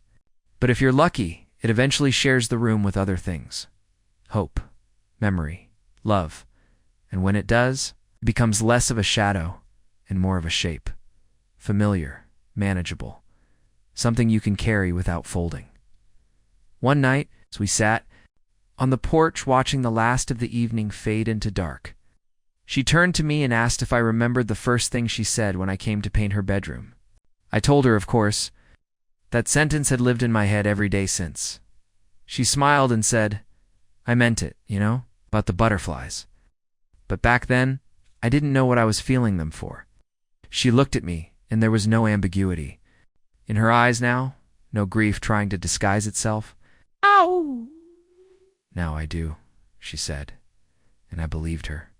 Not because I needed to hear it, not because it meant we were anything official or forever, but because it came from a place she'd fought like hell to get back to herself. It had been nearly 4 months since I first painted her bedroom. Long enough for seasons to shift, for habits to settle, for the unfamiliar to feel like home. Her world, the one that once creaked with old memories and unspoken grief, now moved with rhythm again. She had her garden back, her morning playlists, her soft laughter that didn't feel like an apology anymore. In me, I'd become part of the structure, not a guest, not a placeholder, but someone who knew which drawer the wine opener was, in and which window stuck when the rain came. We never talked about what we were in definitive terms. We didn't need to. Clarity was in the way she leaned into me when she spoke, in the way she always made enough coffee for 2 without asking, in the way I found myself saving stories during the day just so I could tell her that evening. And then, one Friday afternoon, the doorbell rang. It was small, innocent, just a chime. But it cracked the silence like lightning. She was in the backyard clipping herbs. I was in the living room reading. Neither of us moved right away. That's the thing about a house that's been through grief. The doorbell doesn't feel like a visitor. It feels like a test. I stood and walked slowly, opened the front door without expectation. On the porch stood a woman I didn't recognize, early 50s. Tailored coat, postured tight like someone who rehearsed the moment on the drive over. She looked at me, confused at first, then asked if Meredith was home. I told her she was. In the back, and before I could ask anything else, Meredith appeared behind me, holding a sprig of rosemary and a look I hadn't seen in months. Not anger, not sadness. Something more subtle. History. The woman introduced herself. She was her late husband's sister, Sarah. I hadn't known he had a sister. Meredith had never mentioned her. But the tension between them was instant. Not hostile, but distant. Like two people who used to know each other well and now only recognized the shape of their names. Sarah said she was in town briefly and thought she'd stop by. No warning, no call, just impulse, or maybe guilt. Meredith stepped outside with her, and they talked on the porch while I watched through the kitchen window, pretending to rinse mugs we hadn't used. I couldn't hear their words, but I could read their body language. Sarah's gestures were clipped, urgent. Meredith's shoulders were still unmoving. She was listening, but she wasn't inviting. After a few minutes, they hugged. Not warmly, not easily. Then Sarah turned and left. Meredith stood there for a while after the door closed. She didn't speak. She didn't come find me. She just sat on the steps outside like the past had walked in, stirred the air, and vanished. That evening, I made dinner. She said little, just pushed food around on her plate. When I finally asked if she was okay, she nodded, but the kind of nod that buys silence, not truth. Then she told me something she'd never shared before, that Sarah had always believed she moved on too fast after the funeral. That she should have waited, mourned longer, grieved more publicly. That staying in the house was one thing, but rebuilding her life, inviting someone new in, was a betrayal in Sarah's eyes. And she hated how much that still got to her. I asked if Sarah's opinion mattered. She said no, then yes, then no again. That's the hard part about grief. It doesn't come with boundaries, and neither do the people who feel entitled to it. She told me that during the first year, people brought food and flowers and sympathy. But year 2, year 3, brought judgment, expectations, unasked for timelines. I listened. I didn't defend her. She didn't need defense. What she needed was room. And after dinner, we walked the same garden path we always did, except this time, the silence wasn't gentle. It was charged. She said she hated how one visit could make her question everything she'd worked so hard to rebuild. I reminded her that questioning isn't unraveling. The doubt doesn't erase progress. It just asks if you're still choosing. It and she was. And then she looked at me, eyes tired but steady, and said, I am choosing it. I'm just scared someone's going to make me feel guilty for it every time I start to feel happy. And that was the most honest thing she'd said in weeks. The following week passed in quiet repetition, not silence, not distance, just a kind of gentle, unspoken rhythm. We didn't talk about Sarah again, not because we were avoiding it, but because the moment had already done what it came to do. It tested the walls. And the walls held. But that kind of test, even when it doesn't collapse the structure, still leaves you checking the corners, tightening the nails, making sure the foundation is still what you thought it was. Meredith moved a little more slowly through the house. Not withdrawn, not cold, just more aware. I could feel it in the way she touched things, the doorknob, the kettle, the fabric of the curtains as she drew them open each morning. It was like she was asking the house if it still wanted her as much as she still wanted it. I think that's what happens when you spend too much time being told what grief should look like. You start wondering whether happiness has to be earned, or if it can simply be lived. I started staying over more, though we never made a thing of it. No conversation, no definitions. Some nights I'd leave after dinner. Other nights I'd wake up to the smell of her coffee and find her reading at the table like nothing had changed. But of course it had. It all had. There was one morning in particular, early, just after. A heavy rain when she stood barefoot on the porch, staring out at the garden, and said she felt like she was learning how to live inside time again. Not just pass through it. Not count it, not endure it, but actually live it. I didn't respond. I just stood beside her, shoulder to shoulder, and let that thought settle over us like mist, because what she said wasn't just about healing. It was about choosing to participate in the world again, the decision to be part of life. Rather than just surviving it, is the bravest choice grief ever gives you the chance to make. We went to dinner one night. First time at a real restaurant, small place tucked behind a bookstore. With old wood floors and music that crackled through speakers like it was being played from another decade. She wore a dress I hadn't seen before, olive green, delicate, at the sleeves, and when I told her she looked beautiful, she didn't deflect or downplay it. She just smiled, accepted it, and took my hand. It was the first time we'd been seen together like that. By strangers, yes, but still, something about existing out in the open made it feel real in a new way. Not louder, not bigger. Undeniable. Out. And for the first time since we met, I saw her looking not just content, but present. Like she wasn't waiting for the next ghost to show up and tap her on the shoulder. She wasn't holding her breath for permission. She was simply there, with me. In a booth by the window, under soft light, telling me a story about her 20s that ended in a laugh. So unfiltered, it made the couple next to us turn and smile. When we got home that night, something shifted. Not dramatically. No grand gesture. Just closeness. She poured us each a glass of wine, turned on music, and we ended up dancing in the living room, if you could call it dancing. It was mostly swaying, barefoot, her head on my shoulder, our bodies moving in rhythm with nothing, but the sound of each other breathing. And that was the moment I realized how deeply I had fallen for her, not just for her resilience or her story, but for the way she loved, quietly, bravely, without asking for anything in return. Just presence, just effort, just truth. And it terrified me in the best possible way, because for the first time in years, I wasn't living a placeholder life. I wasn't waiting for anything to begin. I was already inside it, fully. And so was she. Later that night, we lay side by side beneath her bedroom's soft lilac walls, the same ones I'd painted all those months ago. She turned toward me and said in the quietest voice I'd ever heard from her that she was glad I didn't walk away. When she first met me, she thought maybe I was just another kind man passing through. Someone who would help her rearrange the pieces and then disappear before anything real could attach. But I didn't. I stayed. Even when the memories were heavy. Even when the air got thick with hesitation. And now, she said, it felt like maybe we weren't building something despite what had happened. Maybe we were building something because of it. And I knew in that moment, no matter how long this lasted, no matter where it went, this was the most real thing either of us had dared to hold in a very long time. It started with a weekend trip. Just an idea casually mentioned over breakfast. I had said something about a small coastal town a few hours south, how I used to go there for work.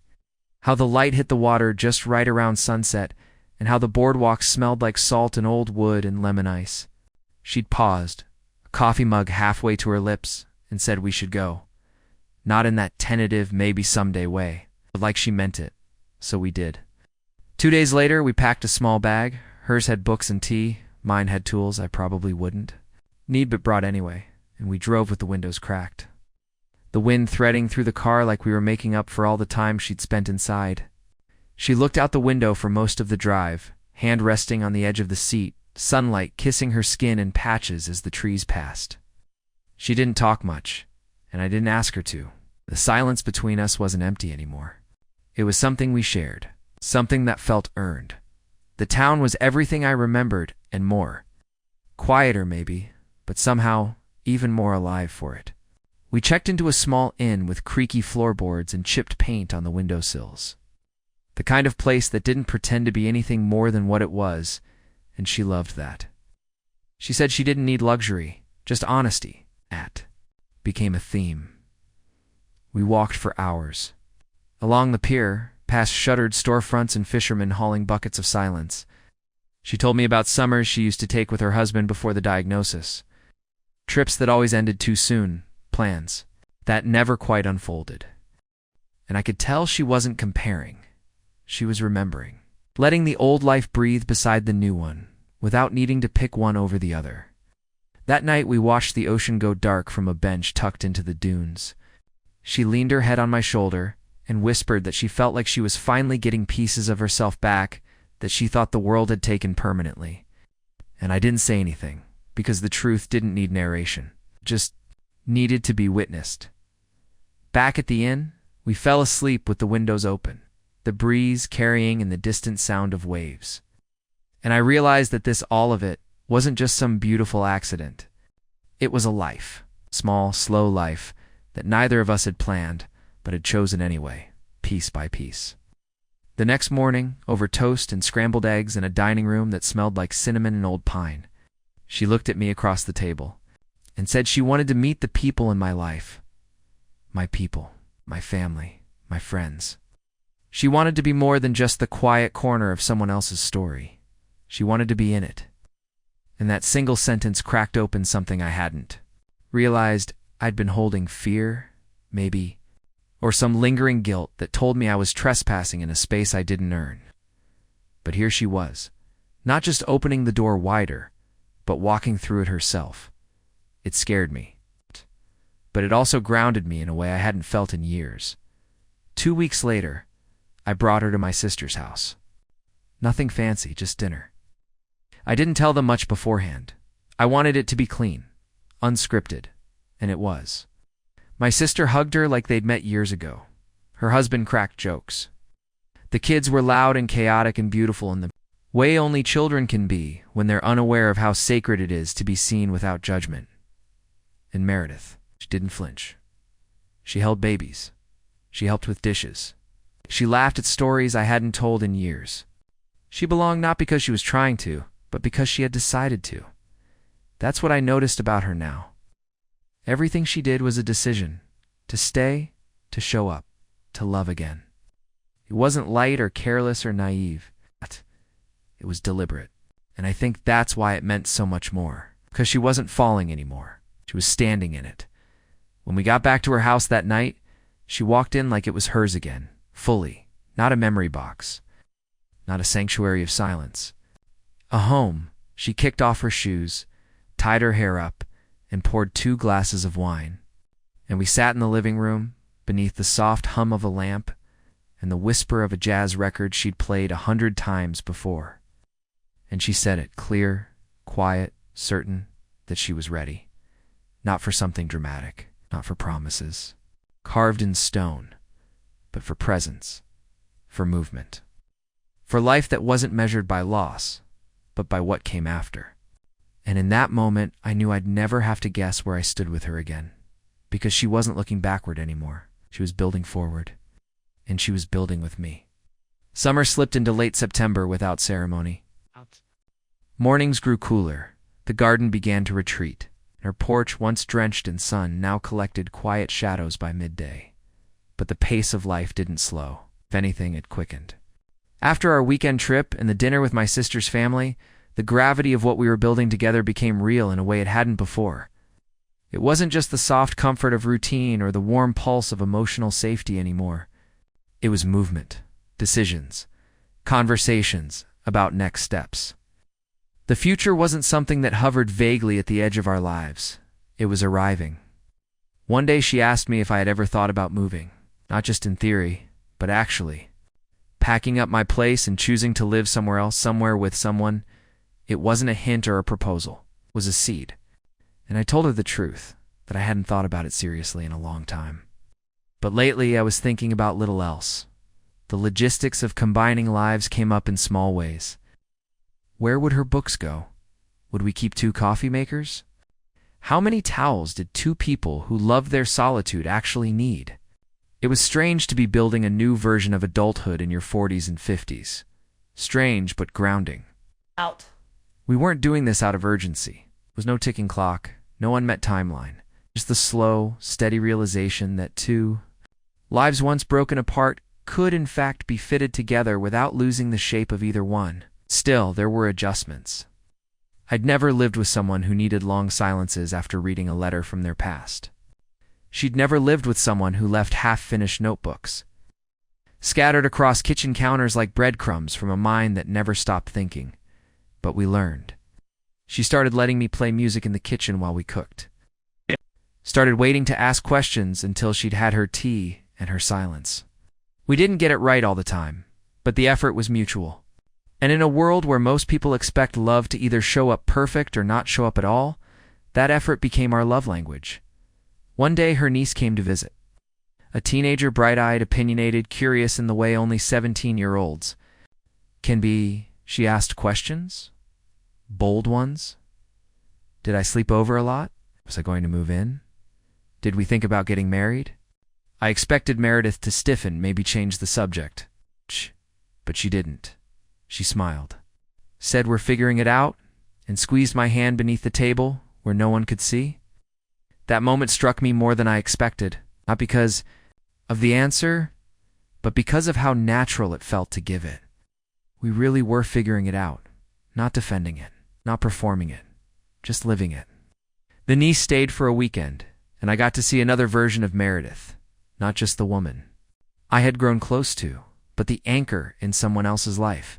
She cooked for her, gave her space, listened without judging, reminded me that Meredith wasn't just healing, she was leading, quietly, with dignity, with grace. And that kind of strength, the kind that exists without making noise, hit deeper than any grand gesture ever could. But with momentum comes friction. One Friday, I got a call from an old friend in another state, a guy I used to work with, someone who now ran a contracting business that was scaling faster than he could manage. He offered me a project, a big one, 6 months, great pay, remote location. It wasn't a job I had been looking for, but it was one I couldn't dismiss out of hand. When I told Meredith about it, I watched her reaction carefully. She nodded slowly. Asked questions, didn't panic. Didn't guilt, but I could see her retreating a little, not out of fear that I'd leave her, but that I'd leave this, the life we were building, the quiet rhythm we'd fought to create. And I understood that, deeply, because I was torn too. One missed. Building things, real things, projects, teams, but I also knew that nothing it built out there would feel like it mattered if I lost what I had here. And so I asked her, would she come with me, just for a while? 6 months, a break from the familiar, a change of scenery? Her face shifted, curiosity first, then caution, then something warmer.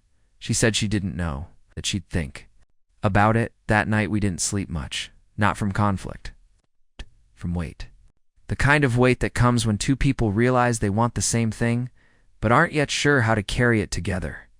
The next morning, we sat on the porch with our coffee, the early light brushing the tops of the trees in gold. She said something I'll never forget. She said, I never imagined rebuilding would mean becoming. Not just remembering who I was, but creating who I never thought I'd get to be. That hit me like truth always does, slow and then all at once. Because she wasn't just surviving anymore. She was growing. Stretching. Not back into her old self, but forward into something she'd never been allowed to become before. Woman in love, a woman free, a woman with options. And in that moment, I realized something. Maybe this offer, this job wasn't here to pull us apart. Maybe it was here to see if what we had built had roots deep enough to stretch. I told her that if she wanted to stay, I'd stay. If she wanted to go, I'd go. That I wasn't choosing the opportunity. I was choosing us. And whatever shape that took, I was ready to build around it. She smiled quietly. Said we didn't have to decide that second. Said maybe part of love was learning to not solve everything right away. That waiting wasn't the same as drifting. And maybe the most grown-up kind of love was the kind that could hold the question without needing to answer it yet. So we sat there, holding it together, letting the uncertainty live between us like a shared secret, not a threat. It's just a possibility. And I realized for the first time in years, I wasn't afraid of that. Because when you love someone who has already survived the unimaginable, you don't have to rush to build a future to prove it's real. You just have to be there while it unfolds. It took a week before either of us brought it up again. The job. Offer. The move. The unspoken future that had suddenly become a little too visible. During that week, life rolled on like it always had. Morning coffee on the porch. Afternoon walks through the garden. Late dinners with music playing low. But underneath the rhythm was a quiet hum. Not tension. Not exactly. More like consideration. Like two people listening to the same distant thunder, wondering if the storm was coming closer. We hadn't fought. We hadn't even disagreed. But every shared glance, every paused breath, carried a question neither of us had the words for. Yet. And so we moved around it, like you move around a loose board in the floor carefully, respectfully, acknowledging it with your silence. Sunday morning found us in the garden again. It was one of those early fall days where the light is so soft, it feels like a memory, not sunlight. Ow. The roses were fading. The herbs had begun to yellow. But Meredith still moved among them like they were at their peak, trimming, watering, whispering. She wore an old sweater, too big in the sleeves, one I recognized from a storage box we'd opened months ago. It had belonged to him. She hadn't. Worn it until now? I said nothing, just watched her from the porch, letting the image settle. And when she finally spoke, it wasn't about the sweater, or even the job. It was about the house. She said she never realized how much she'd made peace with it until the thought of leaving pulled her breath tight in her chest. Not because she loved every corner, not because she needed the safety, because this was where her second life had started. And to leave now, even temporarily, felt like skipping ahead in a book she'd only just begun to understand. I joined her. Near the trellis, kneeling beside her as she clipped back a dying vine. I asked what she wanted. Really wanted. Not what she thought was right or smart or selfless, but what her actual heart whispered when it wasn't performing for anyone. She didn't answer immediately, just ran her fingers along a wilted leaf, then looked up at me. She said she wanted both. Me and the house. The life we were building and the quiet strength she'd worked so hard to reclaim. She wanted proof that she could be a woman who healed and still reached forward, who remembered and still chose new. But she also knew how hard that balance was, how fragile. She told me she was scared not of being left, but of being stretched, too thin between the past and the possible. And I understood that, more than she knew. That evening, we cooked together. Something simple. Garlic roasted chicken, a bottle of wine we'd been saving. We moved in sync. No music, just the shuffle of steps, the scrape of utensils, the occasional bump of elbows that turned into laughter. After dinner, I laid out the details. The job, the timeline. 6 months, possibly more, mostly remote. Long days, high expectations. Good money, better challenge. Project that could wake up a part of me I'd left sleeping for too long. And I told her this too. That I didn't want to go without her, but I didn't expect her to follow either. I wasn't asking her to pack up her life. I was asking if she believed our story could stretch, if we could be strong enough apart to come back even stronger together. She listened, fully. No interruptions. When I finished, she took a long breath, stood up, and came back with 2 mugs. Of tea, she handed me one, sat beside me, and said something I wasn't ready for but needed. She said, if you need to go, you go. Not because you're leaving something behind, but because you're carrying us forward. And I won't be here waiting. I'll be living. And when we see each other again, we won't be picking up where we left off. We'll be meeting again, new versions. By choice. That moment stopped me cold. Not from fear, from clarity. Because she wasn't giving me permission. She was giving me trust. And trust is heavier than love, because it comes with no guarantees, just hope, just faith. Just the space for both people to keep becoming. The next few days became a quiet kind of preparation. Not packing boxes, not drawing timelines, just making space. I called the project lead, confirmed the start. We agreed on an early October kickoff. I'd need to be there by the 5th. Meanwhile, Meredith made a list of things she wanted to do while I was gone. Paint the sunroom, start her garden journal again. Maybe take a short trip, not to escape but to expand. She joked about visiting her sister in Colorado, then got quiet and said, or maybe I'll just go where I've never been. That made me smile, because that was her now, no longer waiting for life to arrive, just walking toward it barefoot. Steady, choosing it every day. On our last Saturday before I left, we had dinner on the porch. Just the 2 of us, the garden around us folding into its final bloom. She lit a candle, I poured the wine, and we talked about everything except what was coming. Not to avoid it, but because it didn't need repeating. We knew this wasn't a goodbye. It was a continuation. Commitment made in the quiet places and soft looks, in hands resting atop hands. In the way she leaned into me when the wind picked up like she was anchoring something invisible. When it got too cold, we moved inside, curled up on the couch, and watched a movie we'd seen a dozen times before. I didn't see much of it. I was too busy memorizing the curve of her body against mine, the smell of her hair, the way her breathing slowed when she finally let herself rest. Morning came too fast. I loaded my truck slowly, every bag zipped tighter than necessary, every item double-checked. She came outside with her coffee, wearing a soft gray robe, hair unbrushed, eyes heavy but calm. We didn't say much, just stood there. And then I kissed her slow, deep, intentional, like I was leaving a message somewhere underneath her ribs that would hum until I came back. When I finally got behind the wheel, she didn't wave. She just watched. Steady, present, a lighthouse, not a dock. And I knew in my bones that I wasn't driving away from her. That's why I was driving toward the version of us that only distance could refine. Because when something's real, it doesn't need to be held in your hands every day to stay alive sometimes. The letting go is the becoming. The first week apart was quiet, not the absence of noise kind of quiet, not silence like a void, but the kind that settles in when something's different. And everything in you is adjusting to that difference. In real time, Meredith didn't cry when he left. She didn't shut down. She didn't go numb. Instead, she moved through the house like someone walking into a familiar room rearranged overnight. The furniture was still there. The light still came in from the same angle, but the balance was off.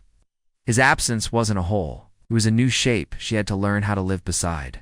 She started her mornings the same. Coffee on the porch, soft music in the background, but now she lingered. The quiet felt larger, more expansive, sometimes peaceful, sometimes sharp. She told herself it wasn't a countdown, that she wasn't waiting, but time, even when you claim to let go of it, still knows how to knock. In those early days, she found comfort in routine. She painted the sunroom like she said she would, rearranged the hallway closet, got back into her sketchbook, something she hadn't opened in nearly 6 years. The pages were yellowed, the spine cracked, but the pencils still worked, and so did her hands. At first, the lines came hesitant, like memory trying to remember how to express itself. But by the third sketch, something clicked. She was observing. Again, letting herself see the world instead of shrinking from it. A ceramic cup on the kitchen counter, bird's wing caught mid-turn.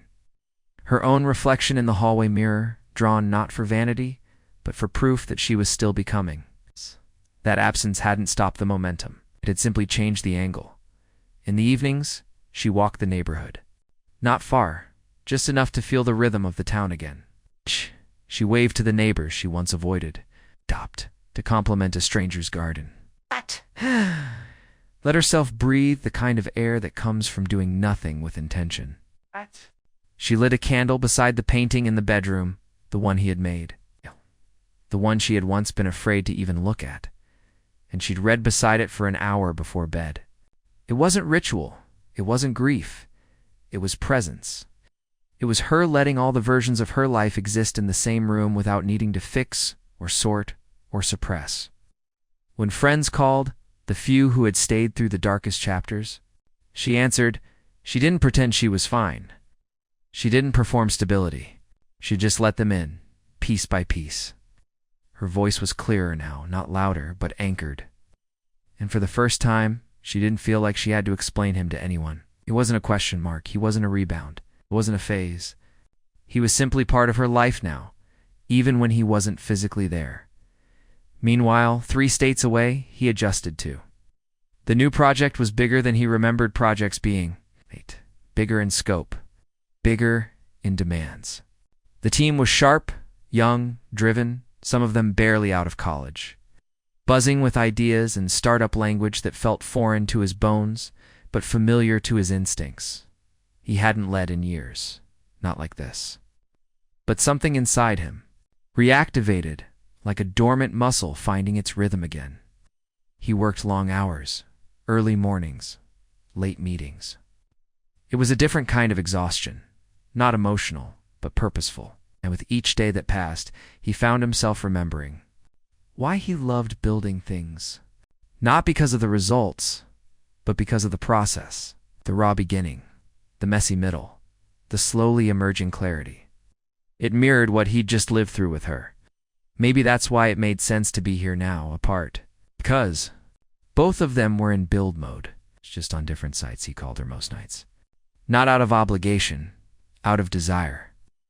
Sometimes short calls, a check-in, a laugh, a familiar voice to end the day. Sometimes longer, full conversations that stretched past midnight. Voices soft in the dark. They didn't recount every detail. That wasn't their style. They shared moments, impressions. What she was reading, what he had fixed in the software they were building. What the sky looked like that morning outside her kitchen window. What kind of sandwich he'd ordered from a place that got his name wrong on the receipt. These weren't romantic sonnets. They were breadcrumbs, little pieces of life that said, I'm still here, and I'm still choosing you, even across time zones. Even across noise. On Sundays, they wrote letters. Actual, handwritten letters. It started as a joke, something she suggested the night before he left, half teasing. But then, the first one arrived, 5 days in. His handwriting, sharp and slanted, on thick cream-colored paper. He told her about a coffee shop near the job site where the barista wore headphones and danced behind the counter. About a building they were designing that would face the ocean. About a feeling he hadn't had in years. Of mattering. Not just in someone's heart, but in the world.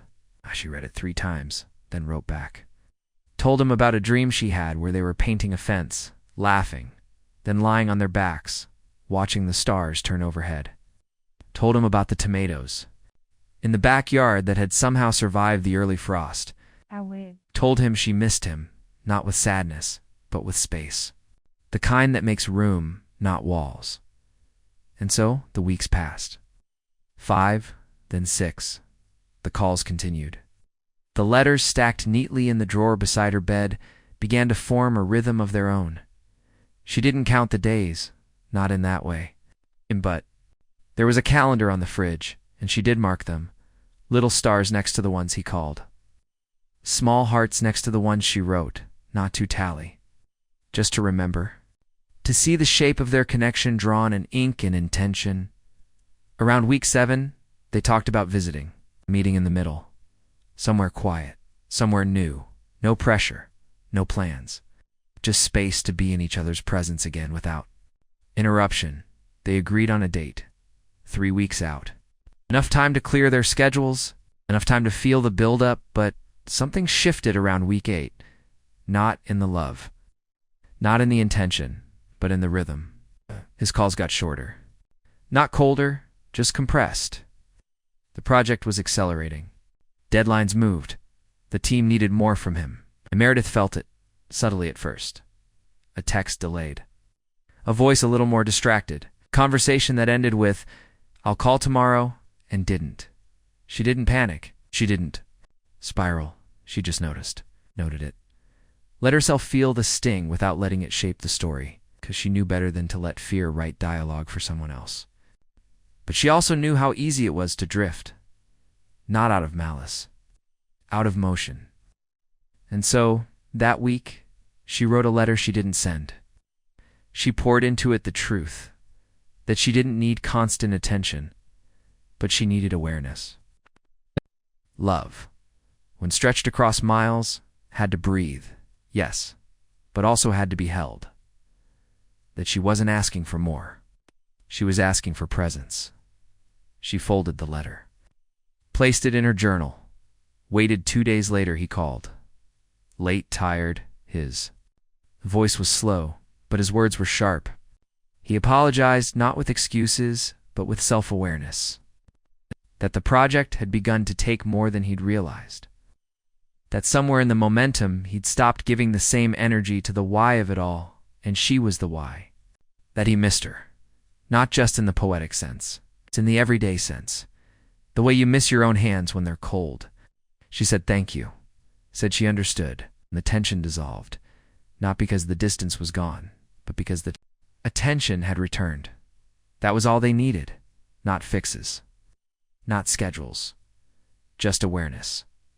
And so they reset. Week 9. Calls steadier. Deeper.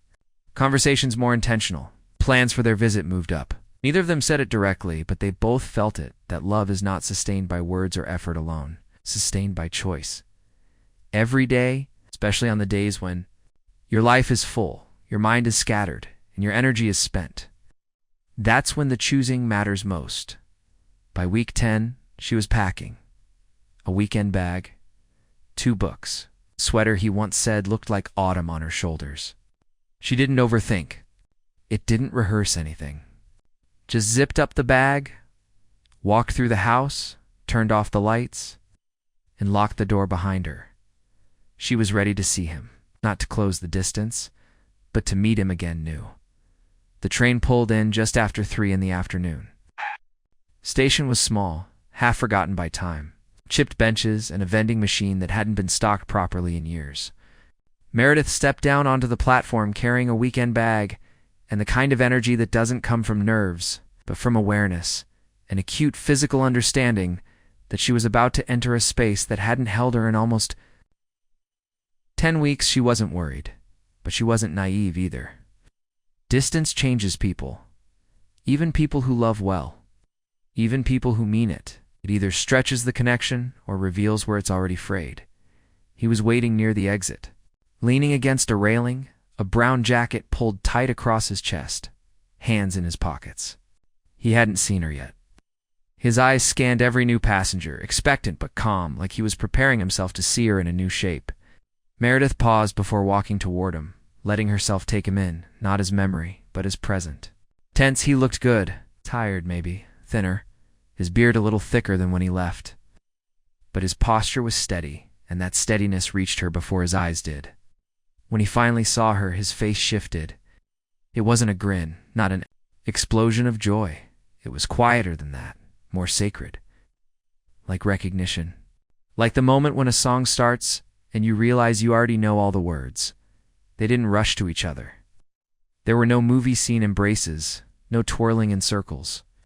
Just 2 people stepping into shared air again, slowly, deliberately. Carrying 10 weeks of distance with nothing but eye contact and breath. When she reached him, he said her name like it was the answer to a question he hadn't been able to ask out loud. She smiled, not wide, but real, said his name back. Then they hugged, and it wasn't passionate or possessive. It was anchored, like a return. Like home folding around itself again. No tears, no apologies, just stillness. The weekend town they'd picked was small, coastal, quiet. A few inns, a handful of diners, a boardwalk. The air smelled like salt and wood, and something warm under the surface, like cinnamon clinging to old brick. Their Airbnb was tucked behind a bookstore. A converted guest cottage with a small porch and a bed that creaked with every shift. The walls were painted sea glass green. A kettle sat waiting on the stove, like the owner understood that intimacy is often built in cups of tea. Inside the cottage, there was space, not just physically, but emotionally. They didn't fill. It would chatter. They didn't perform reunion. They let the silence breathe. He offered her tea. She nodded as he filled the kettle. She ran her fingers along the edge of the table, noting how natural it already felt to be inside a space with him again. Not because they'd done anything big yet, just because his presence didn't feel like something to brace for. It felt like something to lean into. They talked that night, not about the project, not about missed calls or long silences, but about the in-between. She told him about the way the light had changed in the bedroom while he was gone, how the roses bloomed twice instead of once. He told her about the way the ocean outside his temporary office sometimes swallowed his thoughts and forced him to pause. They didn't rehash, they reported, like 2 travelers sharing maps. There was no jealousy, no tension, just exchange. She gave him a new sketch, something she'd drawn the second week he was away. It wasn't of him. It was of a hand holding a feather, steady but soft. He looked at it for a long time before folding it carefully and slipping it into the back pocket of his notebook. They spent the next day walking. Nowhere urgent. It's just streets that wound toward the water and then away again. They stopped for sandwiches. Shared a lemonade. He bought her a book from the local store, a novel she hadn't heard of. Based only on the first sentence. Some things break quietly, and some things break loud, but they both still break. She read it aloud to him later that night. Curled against his shoulder, the cadence of her voice more intimate than anything else they shared. He kissed her temple, just once, not as punctuation, but as participation. There was a moment later, around dusk, when they sat on a bench, watching the ocean churn. She asked him softly what scared him most about the time apart. He didn't hesitate. He said he was afraid she'd find herself so completely that he'd become unnecessary, that her healing would pull her forward and he'd still be standing where they left off. And she didn't deny that the healing had happened. But she told him what she feared too, that he'd go back into the world, rediscover the part of himself that thrived in motion, and realize he didn't need stillness anymore, that he didn't need her. They both sat with those confessions, not as accusations, but as mirrors. And he took her hand, rubbed his thumb along her palm, and said, "What if we're both different now? And that's the point." That night, they made love for the first time since the separation. It wasn't urgent. It wasn't cathartic. It was deliberate, layered, patient. The kind of closeness that doesn't come from missing someone, but from choosing them again after the missing. Every movement said, "I still know you," and every response said, "And I still want to." There was no rush to fall asleep after.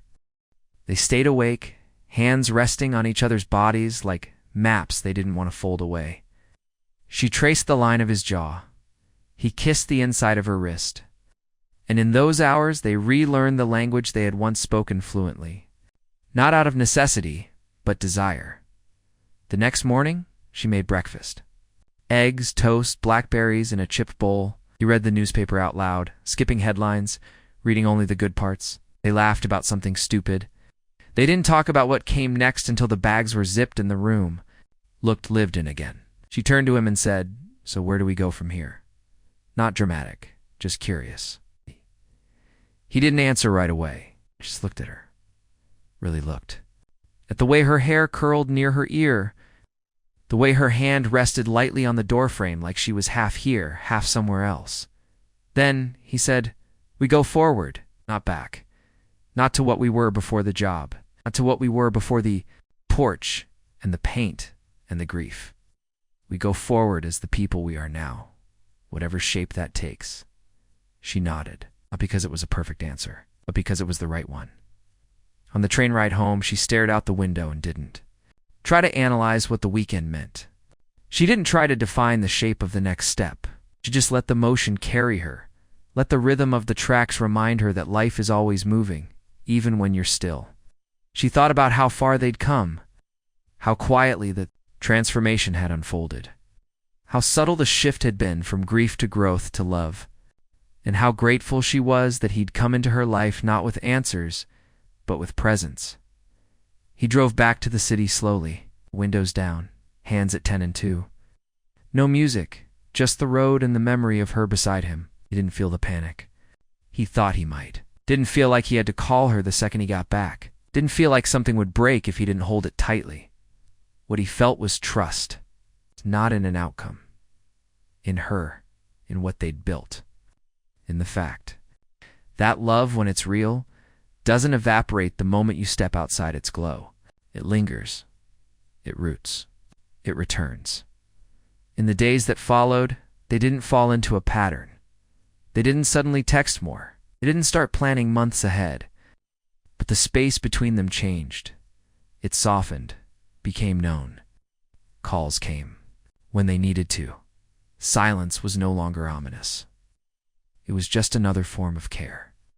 He sent her a photo of a blueprint he was working on with the caption, "This one's giving me hell." She sent him a voice note of her reading a page from the novel he'd bought her, her voice tired but warm.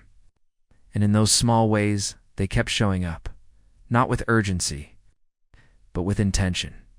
And maybe that's the point. Maybe love isn't about eliminating the distance. Maybe it's about creating something strong enough to span it. The seasons turned again, and with them came a rhythm so ordinary it almost disguised how much had changed. The air grew colder, the garden settled into sleep, and the days stretched in that gray November way that makes everything feel slower, more permanent. Meredith stood in the kitchen one morning, holding her tea with both hands, watching steam rise into the sunlight cutting across the counter. The windows fogged slightly from the warmth inside, meeting the chill outside. And for a brief moment, she thought about how many mornings had passed like this, quiet, steady, unremarkable to anyone but her. He was upstairs, packing the last of his things from the short-term job he'd just wrapped. Not in a rush, not disappearing, just moving, intentionally, the way he always did. The plan was simple now. He'd come back. Not just for weekends, not just for holidays. He'd come back to live, not to take over her life or replace anything, just to join it. They'd talked about it without fanfare, no big announcement, just small acknowledgments that grew heavier with meaning the more often they were spoken. His lease was up. Her guest room wasn't a guest room anymore. They'd already built a rhythm. Even apart, it only made sense to stop pretending the distance was still needed. And so, he packed. She cleared a drawer, a shelf, space. Not out of obligation, but invitation. It didn't feel like a beginning or an ending. It just felt like truth. When he came downstairs with the last of his bags, she met him in the hallway and smiled, not the smile you give someone you're welcoming, but the one you give someone who's finally coming home after already being there for months, in every way that mattered. He leaned down, kissed her forehead, and said nothing. There was nothing to say. It was already understood that first night back under the same roof full-time was quiet. No champagne, no declarations, just dinner, soft music, bare feet, and the calm hum of knowing you no longer had to leave. They moved around each other in the kitchen like they'd always done, but this time the silence felt different. Not waiting, not unsure, just settled. She cooked while he cleaned. They spoke in half sentences, inside jokes, references to things no one else would understand. And later, as they lay in bed, legs tangled beneath the sheets, she reached out in the dark and ran her fingers along his arm as if to ask, "You're really here?" And he turned slightly toward her lips, brushing her hairline, his breath warm and real. Answering without words, "I never left." In the weeks that followed, they didn't post about it, didn't call it anything. They just lived. He helped winterize the garden. She taught him how to fold the linen napkins the way she liked. They read in the same room, sometimes exchanging pages without asking. They cooked more, walked slower, laughed easier. And when the house creaked at night, she no longer heard it as a reminder of who wasn't there. She heard it as proof that something was still living around her, something that didn't need to be named or explained or wrapped in stories from the past. She didn't compare it. She didn't need to. This wasn't better or worse than what she had lost. It was different. It was hers. And now it was theirs. One Sunday afternoon, he found her in the garden, barefoot in the soil, cutting the last of the rosemary before the frost. She turned when she heard him, cheeks flushed from the cold, hair pulled back in a loose knot. He held out a mug of tea and said, "You look like the painting." She laughed, took the cup and said, "No, the painting looks like me." For the first time, it wasn't laced with sadness. It was laced with ownership, with identity. That portrait, the one he had painted before he passed, the one she had found in a storage unit surrounded by dust and silence, no longer haunted her. It guided her, reminded her of who she had always been becoming. Not someone broken, waiting to be rescued. Someone strong enough to survive it all and still stand in her garden barefoot. With new love inside her chest and rosemary in her hands, that evening, as the sun dipped low and the wind carried the scent of pine and memory through the open window, she sat beside him on the porch swing and rested her head on his shoulder. They watched the sky change color, pink to orange to blue to something in between.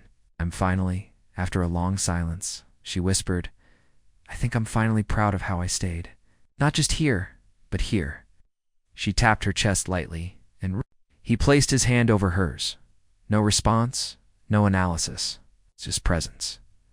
That's all they ever needed, just presence. And when the stars came out, and the porch light buzzed to life, and the garden quieted beneath the weight of another day, they didn't move. They just stayed there. Still. Certain.